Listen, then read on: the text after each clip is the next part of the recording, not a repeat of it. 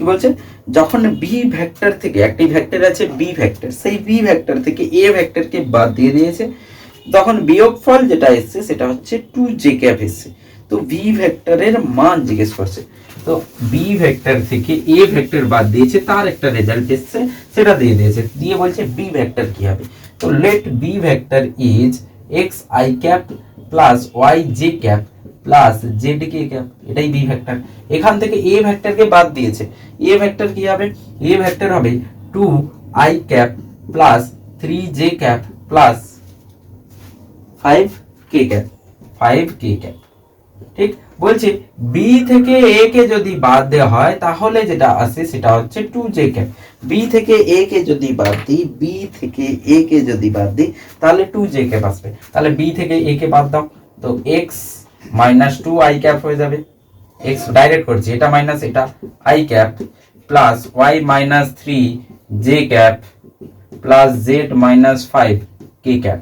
ঠিক, আর এটাই হচ্ছে আমাদের 2j ক্যাপ। এটাই যদি 2j ক্যাপ হয় তাহলে এই বাকিগুলো সব জিরো হবে।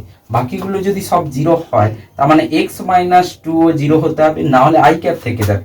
ঠিক আছে, তো এটা জিরো হতে হবে, একেও জিরো হতে হবে, কারণ আমার এই ভেক্টরটাই 2j ক্যাপ ভেক্টর হতে হবে, তাহলে এ জিরো হতে হবে, একে জিরো হতে হবে।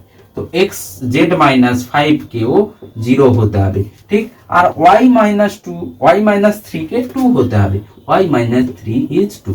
সো x ইকুয়ালস টু এখান থেকে 2, z ইকুয়ালস টু 5 আর y ইকুয়ালস টু আমাদের 5 হবে।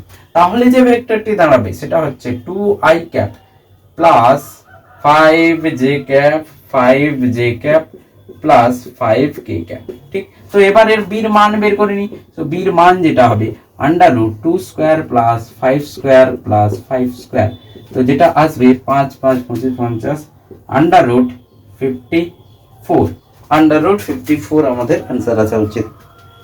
সো এখানে কোশ্চেনে এই অ্যান্সার ম্যাচ করছে না, এই অ্যান্সার এই জন্য ম্যাচ করছে না, কোথাও ডাটা এরা প্রিন্টিং মিস্টেক করেছে। ঠিক আছে, তো এটা যদি হয় তাহলে কোশ্চেন আন্ডার রুট 54 থাকার দরকার ছিল। এর আরেকটা মেথড তোমরা করতে পারো।